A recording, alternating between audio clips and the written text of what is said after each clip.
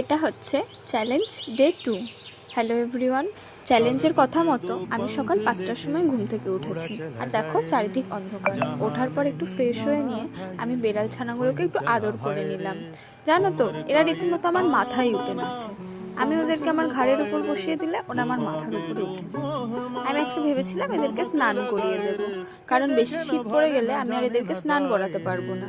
আর স্নান তো করাতেই হতো, যেহেতু আমি ওদেরকে রাস্তা থেকে উঠিয়ে নিয়ে এসেছি। তারপর আমার বিকালে টিউশন ছিল, আর টিউশন যাওয়ার আগে আমি আমার একটু পুচকুর সাথে দেখা করে আসলাম। আর ও না হেব্বি কিউট। আমি যদি ওকে বললে আমাকে হামি দিয়ে, দেখো কি সুন্দর করে হামি দেয় আমাকে।